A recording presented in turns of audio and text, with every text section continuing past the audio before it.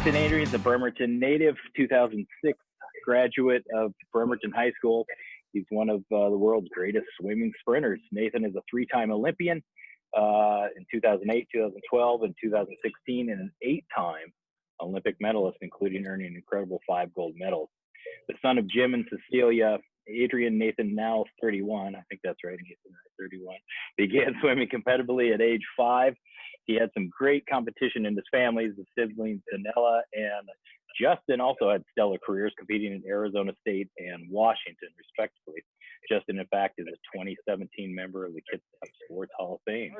Just tell us where you are now, how you're doing, what's daily life like for you, considering you were supposed to be probably in Tokyo right now or about headed to Tokyo. Yeah, well, if everything was going well, I think we would actually be in Singapore right now, getting used to adjusting to the time zone. And then we would be flying to Tokyo here in probably just a few days. But before getting into that, I just want to thank you and the Kitsap Athletic Roundtable. We've been trying to do something like this for years, but my travel schedule, I don't make it back to Bremerton as often as I like. And just making lemonade out of lemons here. Finally actually getting it done. So I'm glad to be with you guys all now. So, but yeah, I mean, things are going as well as you can hope for here, given the circumstances. We are still. It's actually funny seeing people dining indoors. Alameda County, where I live right now, actually that is not currently allowed. I think we are only at outdoor dining only. I would have to drive maybe 2 counties away, a little more to the, I think Napa County was allowing it, but I mean, it's all crazy and confusing. But anyways, yeah, things are going good. We have pool space here. The second that Bay Area went to shelter in place, I hopped online, ordered a little squat rack and some weights so I can kind of get by at least in my own little gym. It's even though I ordered it the day after the shelter in place was ordered, it still took a solid 5 weeks to get here. So I do feel for those people who are missing their gym equipment or the Kitsap YMCA or whatever it may be, because the delay times are pretty stellar right now for that equipment. Now, how you have a pool yourself, and then you bought a pool. Right? And where other elite athletes train, is that right? Yeah, between you and I and the rest of the people on this call, we implemented some pretty strict social distancing guidelines. I mean, it's not a big pool. It works great for what we're doing. We're teaching kids how to swim. I think officially it's a swim school, and then has a little country club arm. And part of the country club pool is a 4-lane pool with a on either side starting, and then one athlete in the diving well, and we kind of rotate around. So that kept us at least in the water, maintaining our feel for the water, maintaining a little bit of shape. And then as restrictions started lifting a little bit, we have since moved to a little different pool, a little deeper water. I guess it was kind of it's just a more conducive to actual training for the Olympics versus lounging in the sun, I'd say. But how do you adjust and train yourself now? You had your body trained for summer, and now it's you got a year to go. That's a great question. And the answer is that when all this happened, actually, we were up in Colorado Springs, and I'd say we were 10 out of 10 training, eat, sleep, train, repeat. And that was what we were doing. And it's, again, like I said, it was just all in, thinking about swimming. If you aren't swimming, you're doing something to recover or doing something outside of the pool to make you better at swimming. When all this, it became increasingly apparent that the games were going to get postponed. It was kind of funny because you'd start seeing people, have ice cream in the dining hall, or maybe eating a cookie, or doing this or that or whatever. Not before the Olympics were officially postponed, but we all kind of saw the writing on the wall. And that was just kind of us sort of taking our foot off the accelerator pedal. That's what I've kind of been like. To get a driving lesson, and then one of the first things you learn is that you roll on and roll off the accelerator, right? Like, you can't just go like slam it down. You'll spin your tires. It's no good things are going to come from that. So that's kind of what we did. We rolled off the accelerated pedal, brought it back down to maybe a 5. We took a week off out of the water after the games were actually postponed because we were struggling, man. It was like initially Berkeley. So Berkeley has got this goofy situation where they're in Alameda County, but Berkeley as a city has its own public health department. So just to add layers onto the layers of bureaucracy here before we can get approval to be training, Berkeley was like the hardest place ever to secure pool time. I think we were taking chemical readings at the pool every hour. We could only get in and have our lane space. We had to arrive and leave in our suits, all like that kind of stuff. And then it just shut down. After the Olympics were postponed, everything went away, and no one was training for a little bit. So ever since then, it's kind of been slowly rolling back on, and I'd say I'm at about a 7 now. Since we moved to this new training location, like I said, it's a little deeper water. I'm taking swimming a little more seriously for a while. I mean, I was pretty focused on getting the swim school up and running. We were very excited because this was our 2nd year in business. So we were telling ourselves, oh man, compared to last year, this is gonna be easy, right? Like we got our lifeguards, there's a lot of folks in life thought, yeah. And then all of a sudden the projections were that we were gonna lose, a ton of money, and we weren't gonna be able to pay the mortgage. So there was a little bit more than a little bit of stress there. So we got that in order.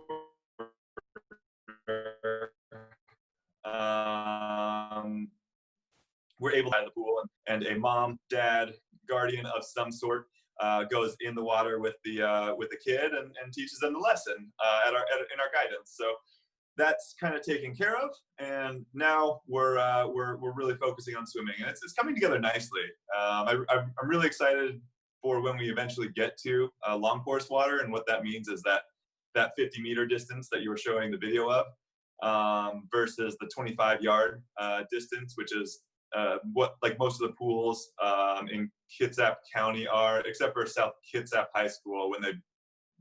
When they remove that middle section, it turns into a 50-meter pool. And folks, we'll take some chat questions a little later, and then for folks within Joey's Hangout, let's see what they're doing in there. There's the folks in Joey's Hangout right there. Wave, everybody, if you can see that. We'll take some questions later, but I've got a few more. So you've, as I mentioned, age 31, don't want to keep mentioning your age, but you've kind of become the elder statesman of this team. I don't know how that happened, but you've really kind of found your voice, it seems to me, as observing from the outside, first as kind of a spokesperson for USA Swimming Foundation. You certainly have told your story about your battle with cancer. You were outspoken about COVID-19 and you're supporting the postponement of the games. Has this been a natural evolution for you? Has it been something you've always or always something you felt comfortable doing? I don't have a good answer to that. I need to think about that maybe a little bit more. But I do find that I have been fortunate, and I feel very blessed to have gone through the swimming national team at the times that I did. And what I mean by that is that, I was a fan watching Michael Phelps at his first Olympics in 2000 and watching Gary Hall Jr. and Anthony Irvin tie for gold. 2004, I missed Olympic trials. I was trying really hard, so I could go down to Long Beach and compete down there. I didn't really have a shot at making the Olympic team, but you want to go down there and you want to experience trials. But I missed it. And then 2008 comes along, and that's when Michael's going for his 8 gold medals, and that's when Dara Torres is making a comeback, and that's when Jason Lezak gets his first individual Olympic medal in the 100 free, or Natalie Coughlin wins the 100 backstroke. I mean, I got to experience this kind of paradigm shift in swimming as a sport and swimming within the Olympic movement, which I think was really cool. And then going all the way to 2016, going through 2 of Michael Phelps's retirements. And then, gearing up for this 2020, where we have a young athlete by the name of Caleb Dressel, who's going to be knocking the door of Michael's record. I mean, that's incredible. I really truly thought that Michael was a once in a generation athlete, but here we are, talking about someone maybe getting 9 golds. So, yeah, I don't actually remember what your question was. It was just more of you were about to qualify for your 4th Olympics, so you've kind of gone in that. You're one of the veterans of the squad now. So actually, I remember now. Yeah. So I was lucky, as I had mentioned, and we had great leaders as part of USA Swimming, and part of their legacy was always leaving USA Swimming better than where they found it. And I think that's one of the things that makes the sport good, and what gives me hope about the future is that our leadership and our governance is willing to listen to athletes.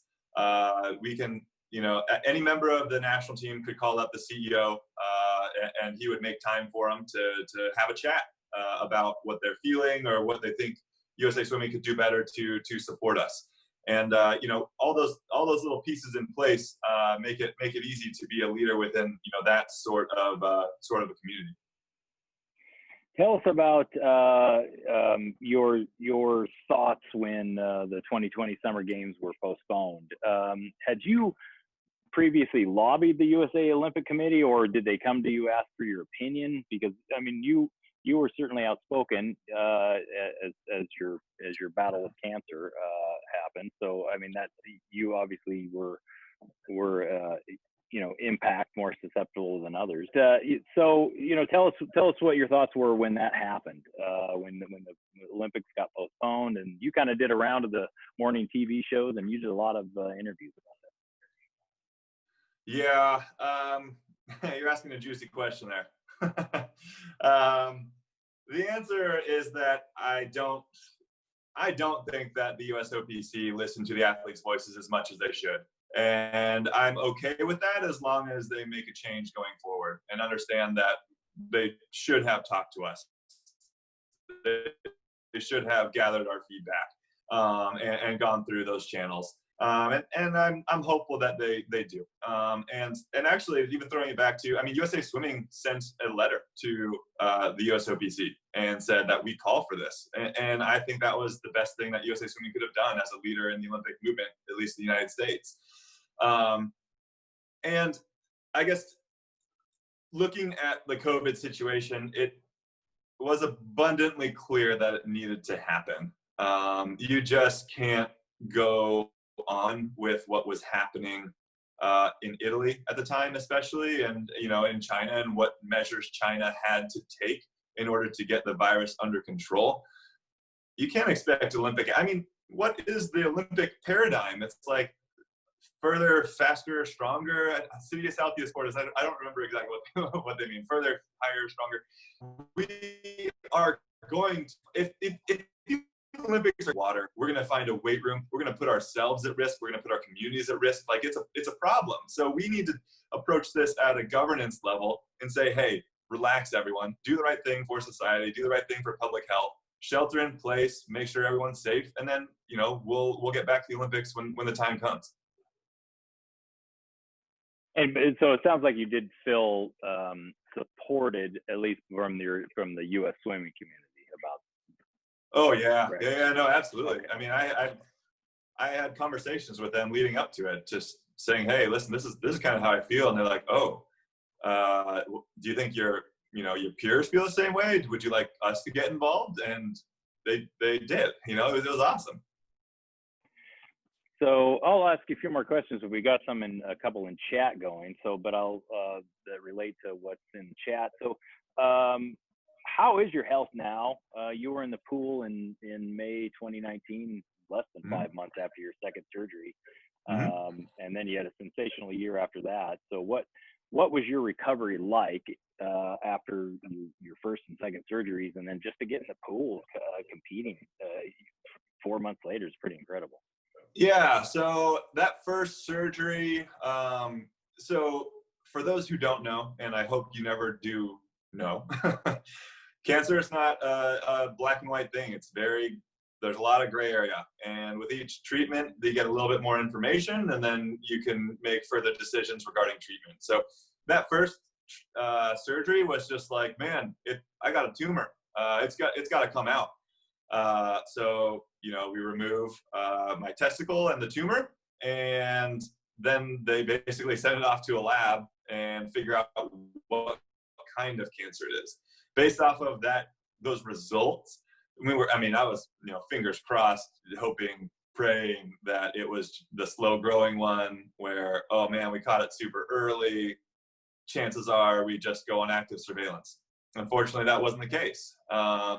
So we finally got pathology back, and it was this type called embryonal, and that means that it was fast growing, and we had to probably go in and do some more surgery, take out some lymph nodes to the places that it had potentially spread. So we called the doctor that works over at UCSF. It's the equivalent of trying to find the best doctor in Seattle for those in Bremerton. It's great. I feel very lucky to live in a place that has a teaching institution, and people up at home are the same way too. With Seattle and University of Washington, we can get some pretty cutting edge treatment. So we get on his schedule, take out those lymph nodes, and it was the right thing to do after we get pathology results back from that, because it actually spread to a couple of those lymph nodes, but not enough to trigger a full-blown chemotherapy regimen. And then actually what would have happened if you done chemotherapy? Would that have just thrown off everything for you? The doctors didn't know that the Olympics were going to get postponed to 2021. But in so many kind words, they said that it would have been really, really, really, really, really hard. And I had spoken with another swimmer that had gone through that regimen, and he was like, "Oh man, it was rough, and it took a really long time to get over, or not get over, but to recover from." So. Yeah, you talked to some pretty prominent athletes, didn't you? That kind of went through that. Did you? Lance Armstrong reached out, or you reached out to him? I think, or I thought I saw. Yeah, he did. Yeah, he did. It was very nice of him. I think through University of Texas swimmer, maybe worked at his foundation or for one of his companies. I don't remember how it was, but I got a nice text from him. That was very nice. So yeah, the recovery from that was tough, and I find that I'm actually still recovering now in strange ways. They're cutting through your abdominal wall 5 different times to go through there, and that causes all sorts of dysfunction at the neurological, like neuromuscular junction level. Like, for my abs couldn't flex and fire correctly for months, and my glutes weren't turned. Tiger Woods talks about how his glutes aren't turned on. Sometimes like that happened to me. I was there. I was doing all those sorts of treatments, getting, needles in my bum, try to activate it, and do some acupuncture, all that stuff. And I find it just gets a little better every week, every month. You just notice something else is coming back. All of a sudden, they cut through my left side, and I'm like, I'm an athlete that's way up here. I'm trying to have a lot of stability and strength at the very top of my range of motion, and I'm getting more and more back as time goes on, which is great. I'll see if I can play it. This is May 2017, your first race back, and the finish. I remember that one. Let's just play this through. You can see him at the very top of your screen in that white cap, and he actually has a little bit of a lead, Jason. Nathan Adrian pulling strong. Zach Apple in lane 6 coming hard too. Adrian gets past, and Apple will take the win. Nathan Adrian will come home in 4th as Apple and Blake Peroni go 1-2 here for the IU prize. Well, the 2 Indiana guys, you knew this was going to have a feeling of being kind of an Indiana homecoming. So I wanted to get your reaction to that, what you thought that, because you said you got 4th, but to me, that's one of the greatest 4th place finishes ever. I don't know if you were pleased with that or you're not used to finishing 4th, but you were back in the pool and you were swimming, and it's pretty incredible. Yeah. So I think one of the common misconceptions, and just of being human is that you can only experience one emotion at the same time. I've been saying this to anybody who will listen. But it's not true. You can definitely experience more than one. And one of them was just pure joy of being back to racing, of doing that lifestyle of, flying somewhere, renting a car, getting an Airbnb so I can, go to the store and cook my own meals while I'm on the road. And then just 100% focusing on trying to swim as fast as my body will allow for given that weekend. And that was pure joy. It was really great, especially just coming off of a very turbulent time where, we were starting to hunker down, think about the Olympics, think about training in a very serious manner. And then, you get that cancer diagnosis, and it just felt so good to be back it almost felt like being home. But at the same time, I mean, I hate losing. I wouldn't be doing this at 31 if it's really painful. I mean, during practice today, I was like, holy crap, everything hurts more than it used to. This is hard. And it's okay though, because I still love racing and I still want to win. And that motivation is still there.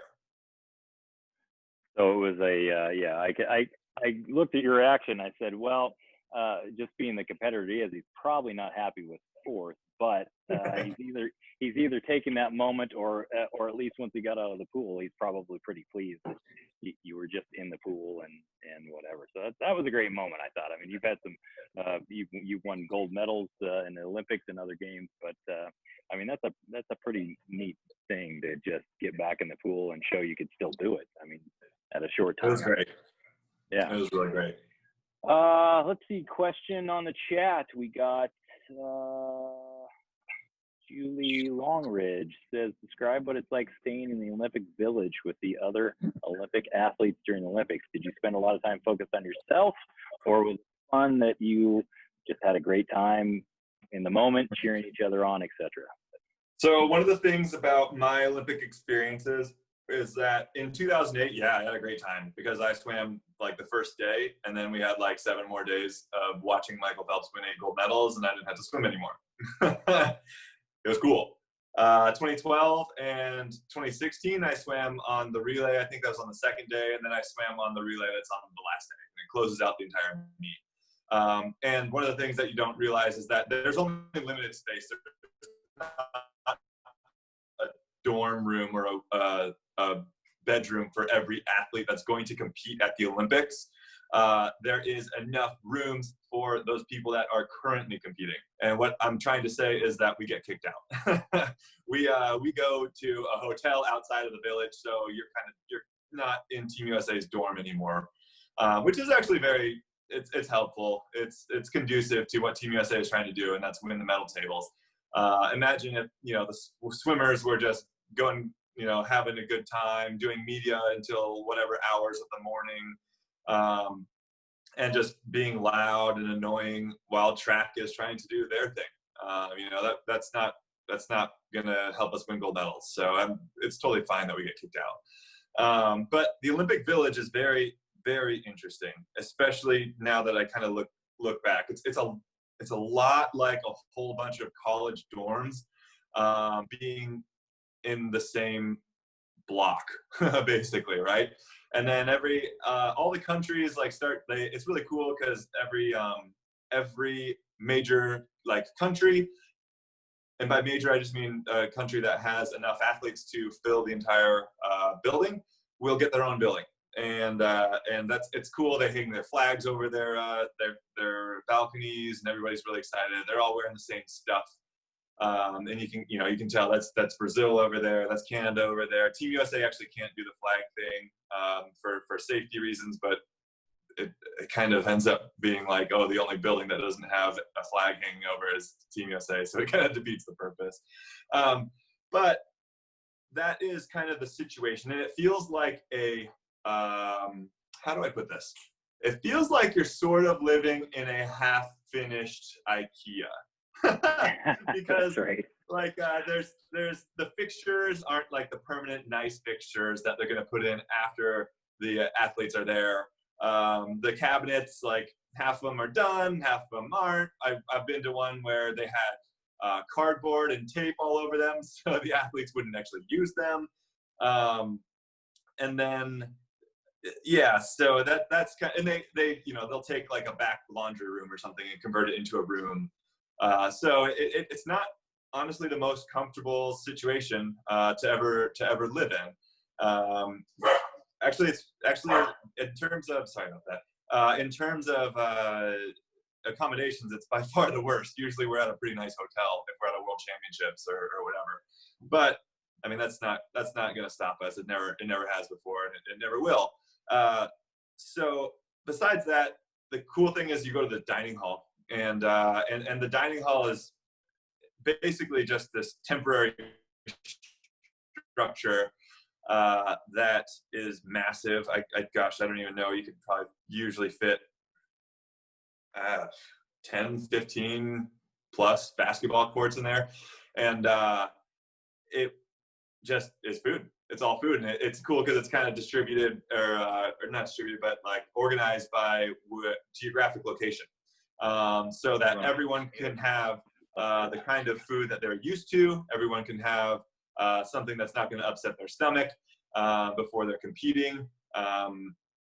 It's just cool. You're like, okay, I'm going to go to North America, have American food today, or I'm going to go to Europe and have just pasta, and it's going to be Italian dinner night tonight or whatever it may be. What's your favorite, your most cool celebrity sighting at the Olympics? I mean, was there somebody you met like that you just your mind just went, wow, here? Yeah, so 2008 was really cool because actually Team USA's basketball team usually always comes and says hello before opening ceremonies. But in 2008, it was really cool because they actually had dinner with us too. And we were just hanging out. And I remember like someone came up and asked for LeBron's autograph. He was like, no, Kobe's over there. So we just kind of redirected, and they went to Kobe and got his autograph instead. And it was really just cool how down to earth those guys were, and just hanging out, enjoying being part of Team USA and being part of the Olympics. So that was pretty awesome. So we have a few questions from inside Joey's Hangouts. I think I know the answer to this, but under current circumstances, but any swim meets coming up for you or top swimmers that we can watch on TV, or do we have to just watch replays for a while? So right now there's one scheduled for August, but I would be really surprised if that happens. There's a big push to try to do some virtual stuff. So I think I would guess that, if August, September time rolls around and we're still not traveling as much as we are right now, we'll have to organize some sort of like dual meet or something where we just, that's what keeps us hungry is going out there and racing, competing. That's what's fun about the sport. So we're gonna have to figure something out by then. Great. The great Chuck Stark is standing. You could just talk into my ear, Chuck, I think, with my headphones. But Chuck's got some questions from inside Joey's Hangout. What do you got, Chuck? Hey, Nathan. How you doing?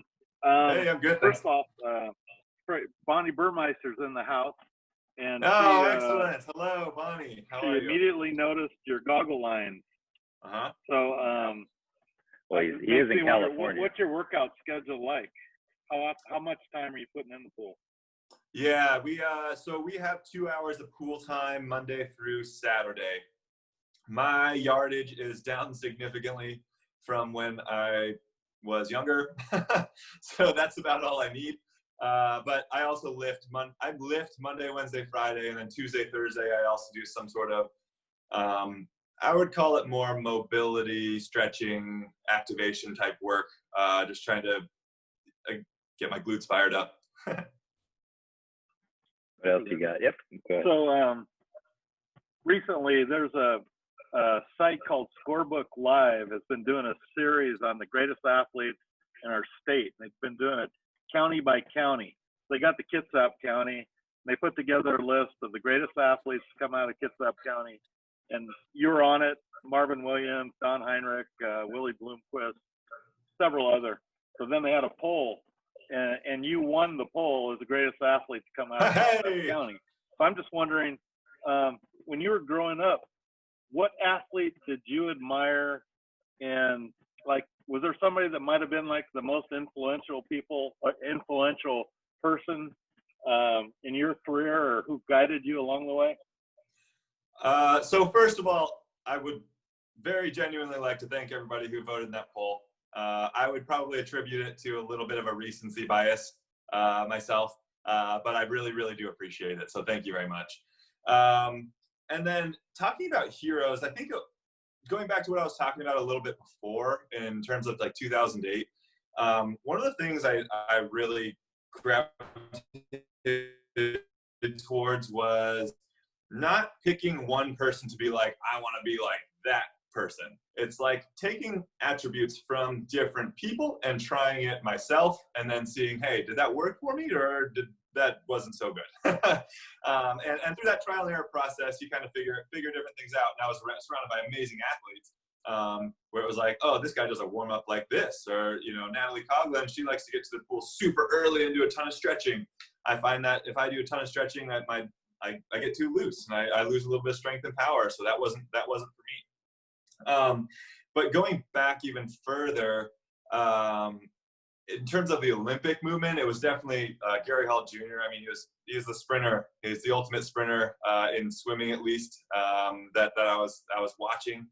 And then I think there was that period of time from 2000 to 2006 when I graduated. I mean, it's insane. We had 3 Olympians and then Marvin. Like that's a pretty wild time to be a Kitsap County native. I mean, it's gotta be like within reason. Of course, there's gonna be tiny counties with like one person who just throws the per capita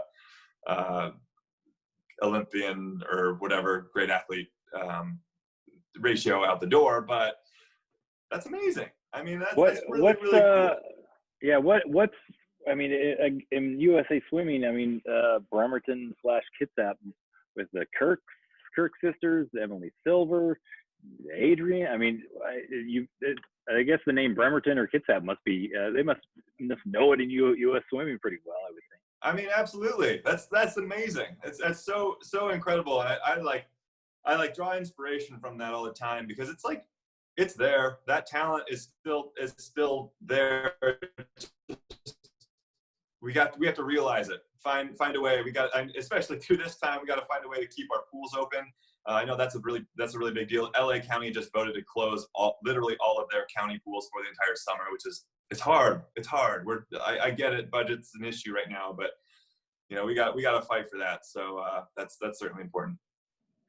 We have a question in the chat from the Pringle family. Here we go. It says, I have 7 and 10-year-olds who are swimmers. When did it click for you, and who was influential when you realized that you wanted to work toward the Olympics? What advice do you have for young swimmers? It's a lot of yard and practice and meets. How do you define perseverance? All right, Pringle family, listen closely. You need to convince Bonnie to come out of retirement for your 7 and 10-year-olds, because, and I truly do mean this. I still value her contribution to my swimming to this day, because she just loved it, and it was absolutely contagious. And every day she would have a smile on her face, and it was so much more about going to practice and developing a love for swimming than anything else. And that is the secret to longevity. Absolutely. Like going really intense from a very young age is going to work every now and then, or maybe just in Tiger Woods' case again, but it's not replicable all the time. So finding a way to have your kids looking forward to going to the pool because they're doing a sport that they love, they are surrounded by peers that they love, is absolutely vital at that age. The hard work will come. You get sucked into it. You have a good race and you're like, wow, how do I do that? Like, I want to do it again. And then you have a talk with your coach and they're like, well, you gotta start training harder. You gotta start, taking notice of your times. And then you start doing that. And then you get a little bit more success. And then what motivated you like that, Nathan? Was it the wins, or was it just that you saw improvements, or you got encouragement, or what motivated you as a younger swimmer and then as you moved up? So it was racing when I was a kid. I mean, I definitely did like to race. I hated, I would actually say I hated to lose more than I liked to win. And I think a lot of coaches would say that's what a lot of the Olympians end up kind of just feeling. So we're just a bunch of sore losers who play a lot of Mario Kart and Smash Brothers when we're in Singapore at training camp and yelling in the halls.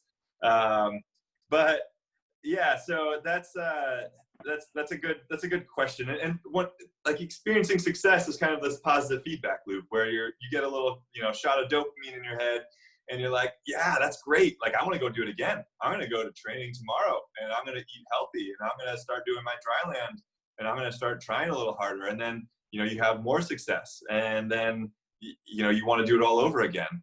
The hard part in swimming is when that feedback loop gets, kind of cut short a little bit when you don't experience success. And that's a really hard thing to deal with. Like, everybody and everybody deals with it in a sport at some point in their careers. If it's not in sport, it happens in life. And it's really important to be able to just kind of figure out how you are going to sustain that level of hard work that you had initially until you do experience the success that you want.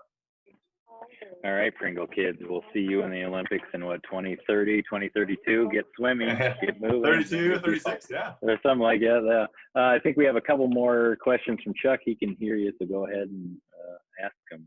Ask away, Chuck. Just a question from Diane Cook. When did you decide that the sprints were what you should focus on? So in swimming, a lot of times it's a sport that kind of chooses you, and then your events kind of choose you too. I was always, and what I mean by that is, like, some of the things that make me a good swimmer, like, I have like hypermobile joints, like I can like do this whole thing, and my ankles, I can do like the ballerina thing where I point my toes all the way. All that stuff is really not that good on the basketball court. That basically just means that I sprain my ankle all the time, and I don't get like the stretch reflex that some athletes get, which is a bummer because my vertical leap isn't as good as I want it to be. So anyways, gosh, I keep talking and forgetting what the question is. What was just, it was you kind of answered it. You said that it was the sprints. How did you choose them? But it sounds like they probably chose you. They did. So my coach was good. He, when I was a kid, we were just trained for everything, honestly. And I say this with a little bit of hesitation because it's true and untrue at the same time. But everyone honestly should just train for like the 200 IM, 200, 400 IM for a little while. So that'll help develop you and help you figure out what your events will eventually be. Because I mean, I could have, and I did. I trained so much.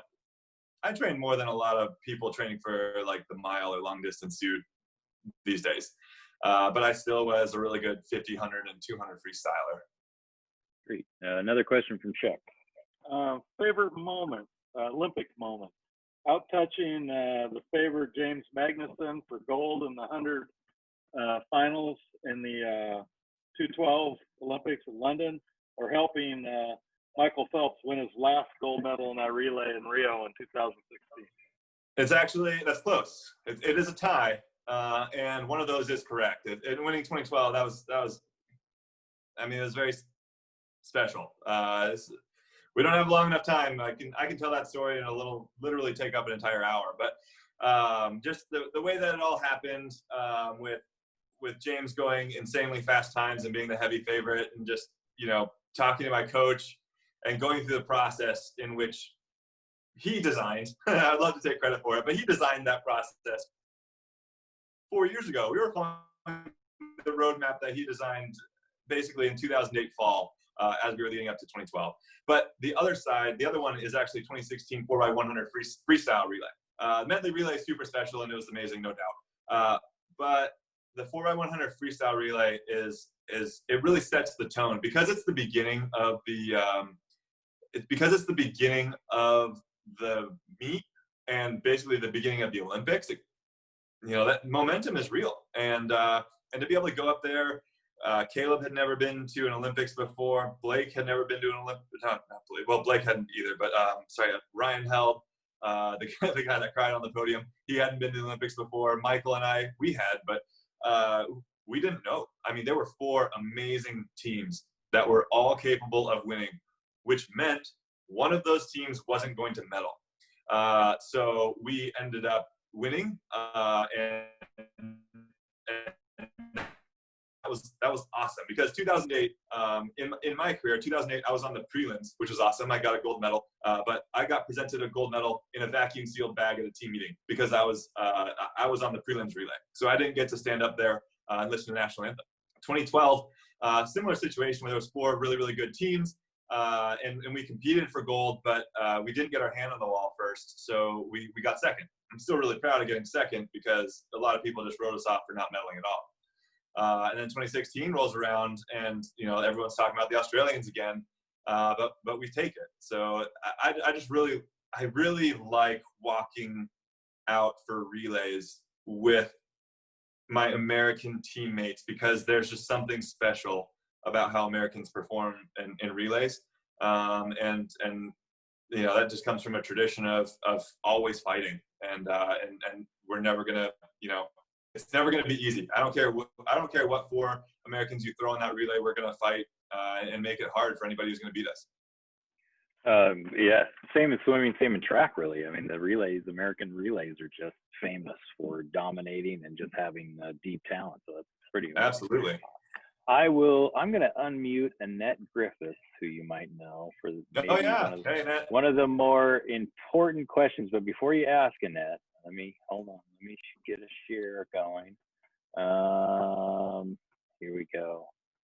Might be the most important question of the night. There you go, Annette. Go ahead and ask it. Can you see?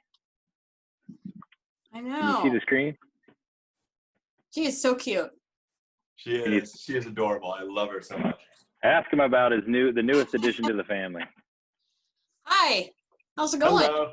It's good, thank you. What made you decide to go in to get a dog at this point with all the training that you had been going, but then everything was stopped? So was this plan in the works for a while, or was it, hey, we've got some time, let's raise a dog? A little bit. It was always something that we had wanted a dog at some point. Mm-hmm. And then COVID hit and everyone was working home for however long we were all going to be working from home for. And and Hallie thought that meant that she could take care of the dog. And that was mostly true, but also a huge shout out to the Ivester family for taking her for about a week and a half when it got to be a little too much. So Hallie actually just started a new job when all of this hit with Williams-Sonoma, which was interesting and hard all at the same time. I mean, she's trying to learn how to do an entire new job remotely. So she was really, really, really busy.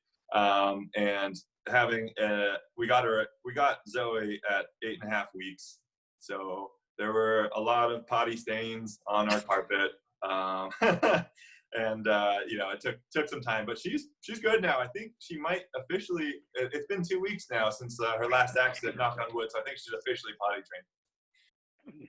Thanks, Annette. I appreciate the question. I think, Chuck, you have one more. We're about out of time, folks. We'll take one more from maybe the chat, and then one. Chuck, you got another question? Go ahead. One of our Husky alums, Danny Hawes, wants to know if Washington would have had a top 3 or 4 program at the time that you were coming out of high school, would you have considered being a Husky? Oh, absolutely. I am still bitter to this day, actually. about what happened. I think it was for the 1990 Goodwill Games. They offered that pool to be on the University of Washington campus, and the athletic director at the time said, "We don't have enough space." And then I think they built a golf course like 2 or 3 years later. If anybody has been to that pool in Federal Way, you know it could be one of the most beautiful facilities in the entire world if it was overlooking Lake Union. And that would have, I mean, just catapulted. I mean, University of Washington would have a top 5 team, and I fully believe that. And let's see, we got, still a Seahawk fan, or are you now loyal to the Raiders? Oh, Raiders are my AFC team. Just like, you know, and if they ever played, I'd still be a Seahawk fan. Yeah. And you raised the flag. I did. What kind of the 12th man flag? How intense was that experience? Oh, it was amazing. It was absolutely amazing. I mean, it's like usually when like I'm in the stadium that's like, you know, people are cheering and stuff, I have to be like really serious and like thinking about swimming or whatever it may be. But that was just like pure fun, and everyone was there just shouting, screaming, having a great time. I did raise it for like, I think we broke like a 10-game home winning streak or something though, which kind of is a bummer, but. Oh, that's all right. Well, Seahawks are doing well. Hopefully we'll have an NFL season this year, but who knows? Hopefully. Let's see. We got one more chat question. Yeah, is it Miyuki Warwick? Hi, Nathan. I'm wondering, you mentioned weight training earlier. How important is weight training for you, and how do you incorporate that with your swim? Yeah, weight training is extremely important. And it's extremely important for me as an individual. I think that's actually a really important distinction there. What I've definitely learned in the last 5 years is that there are so many different athletes, and then, you know, what those athletes respond to in terms of how they get better. And some people need to just do everything in the water. They just need to sprint all the time, or they need to, you know, do their resistance work, which is, you know, their strength building stuff in the water. And that's fine. But for me, I need to go into the weight room.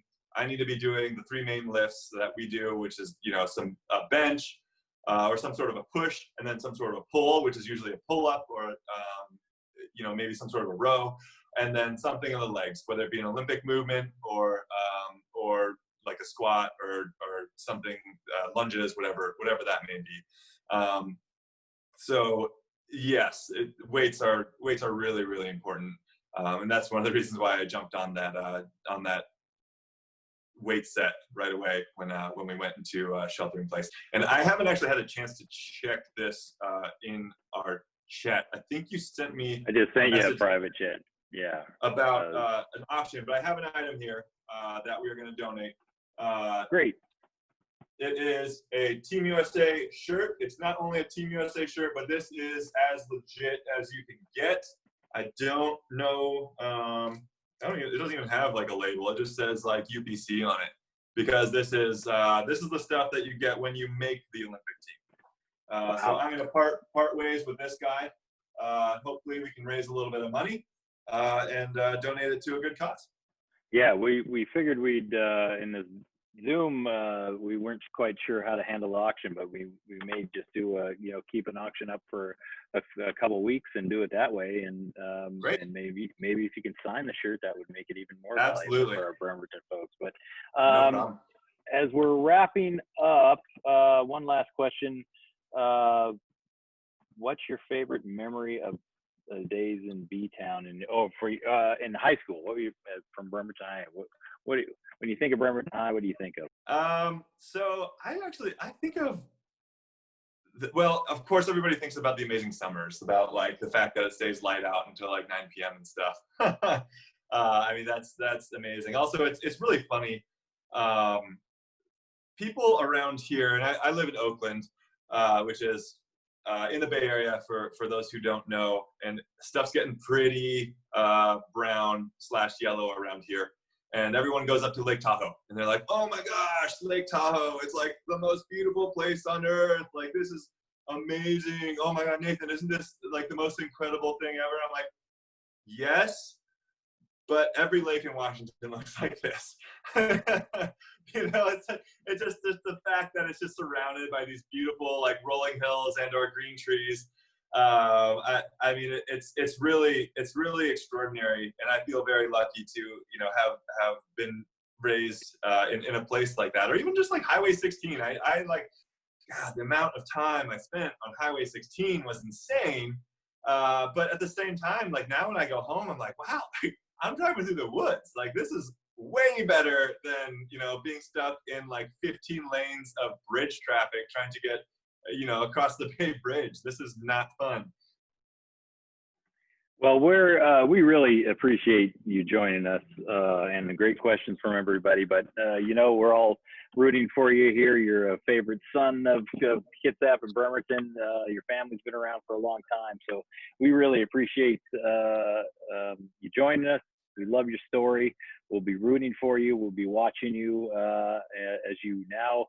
Another year, you got another year to prepare for the Olympics, and hopefully we'll see you in Tokyo in summer 2021. So any other last thoughts? Again, I want to remind folks, there's our PayPal link, which I'll show right now. Let's see. There's our Kitsap Athletic Roundtable. If you want to donate, you can go to PayPal at paypal.me/kar.360, and we will again, that supports youth and amateur athletics. But we're also going to donate $500 in Nathan's name to the Salvation Army Bremerton chapter and the USA Swimming Foundation. So Nathan, any last words that you'd like to share with us as we part? And again, we thank you for joining us. Yeah, absolutely. So thank you for having me, first of all. And then to anybody out there who is listening, shout out from the rooftops. I mean, you're up next. It's been really awesome, my ride and my time at the Olympics. But what I will guarantee is that I'm probably not going to swim through 2024. And Kitsap County needs some representation. And it's there. Like the talent is there. Don't be afraid to show it, to dedicate yourself to something, to commit to it. It's a journey that will take you to amazing places. And even if it doesn't take you to something like the Olympics or a major league, sports is such a beautiful way to experience your youth and to learn lessons that will take you through the rest of your life. Thank you to you guys for promoting that, for allowing young people to do that more than they otherwise could without you and your support. And just thanks to everybody at home for having my back. Awesome. Well, thanks again. Keep up the good work. Fight hard. And again, we're rooting for you and appreciate your time. Thanks. Thank you guys. See ya.